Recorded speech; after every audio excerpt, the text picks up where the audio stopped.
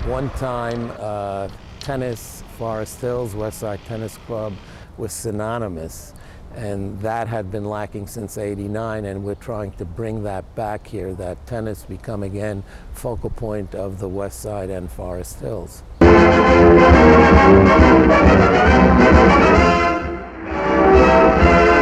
It's all Australia in the men's finals, which has Rod Laver in the far court pitted against Roy Emerson. Laver has won the Wimbledon, Australian, and French championships, and his smashing serves today volley him into the first Grand Slam since 1938. Laver has a heated competitor in his close friend, Emerson, who takes this point in a spirited exchange. However, the crowd is treated to the tennis form of a master. Laver's southpaw serves are packed with dynamite. Laver takes the first two sets handily, then drops the third despite some brilliant returns.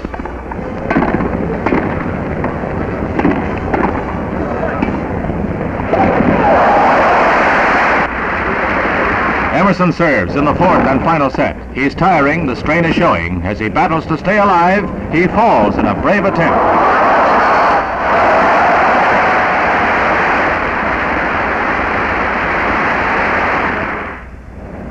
Emerson won't say die. Again, he breaks Laver's service in the fourth game of the fourth and final set. Laver is up against a tough opponent. The Grand Slam does not come easily. Emerson is battling right down to the final volley.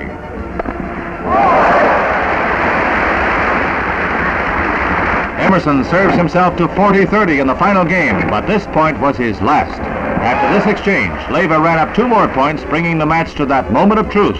This is match point. And a new Grand Slam champion. Rod Laver, the tennis wonder, accomplishes a feat that hasn't been wrapped up since Don Budge did it the year Rod was born. Rod Laver, Mr. Tennis himself. I've been living in this neighborhood since 1955, and I did come to see both the U.S. Open, and I remember the last one actually when Guillermo Vilas beat Jimmy Connors here on the stadium. That was in 1977. I also saw Pancho Gonzalez and Lou Hode playing to what I believe the score at that time was 28-26, because in those days you didn't have tiebreakers, and I stayed till about 12 o'clock, 12:15 at night. I also remember the Tournament of Champions, watching McEnroe, Connors, etc. Ivan Lendl, who won this Tournament of Champions, which was held at the club once the U.S. Open left, basically from 77 to 89, and I saw a lot of those matches. Even though some people complained about traffic, generally there was tremendous response to this, in that it created, as you said, a buzz and excitement. It again meant Forest Hills tennis, professional tennis, were synonymous, and that was something that the neighborhood generally was very proud of.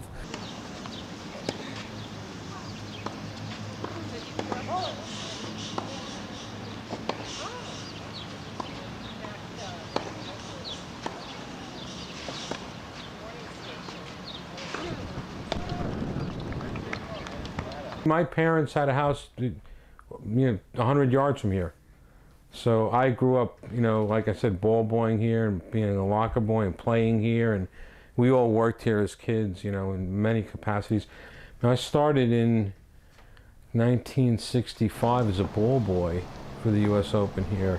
And then, just by coincidence, my work took me into physical therapy, and I got a job with the USTA early on in my career. So I've actually worked every U.S. Open for the past 36 years in one way or another, and the last 25 years as the trainer.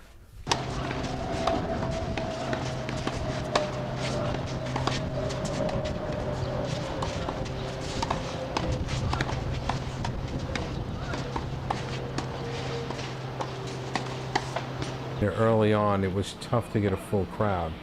But in the 70s when it took off, the place was just humming. Every seat in the house was taken, and in addition to that, you had all the field courts where, they were 3 and 4 deep, trying to get a glimpse of some of the outside courts. And there's actually some pictures in the U.S. Open, but people laying on the floor trying to look underneath the windscreen. So this place was really, really humming. The clubhouse as well was always jumping with, you know, the tennis crowd and the celebrity crowd and so on and so forth. So it was really the place to be in the 70s.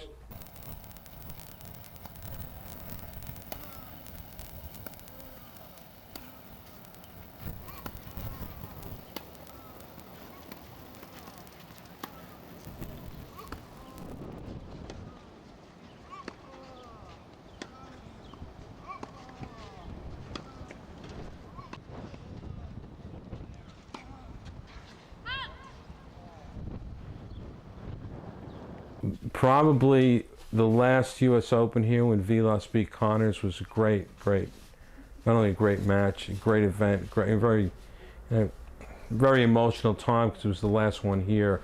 That was a good one. I mean, I remember being a ball boy when John Newcombe won, you know, which was great. You know, that whole Australian generation of Newcombe, Rosewall, Laver, that group.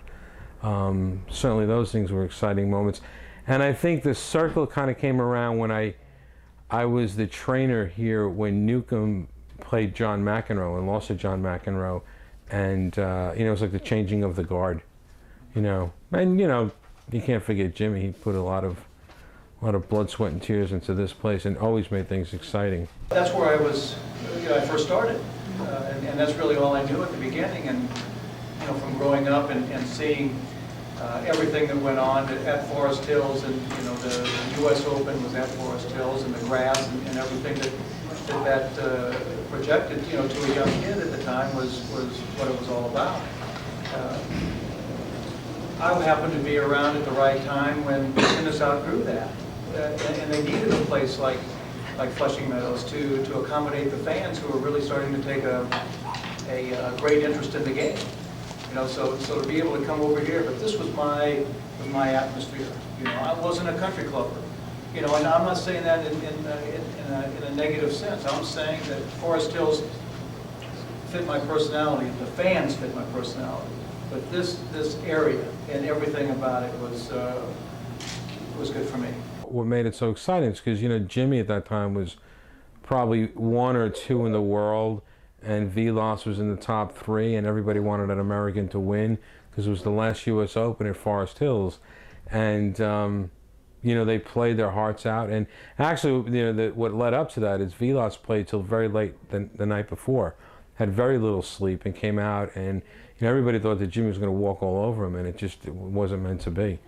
So I think that was, you know, an emotional down for Jimmy, and it was an emotional high for, you know, the new renaissance of tennis that later, you know, came out of South America.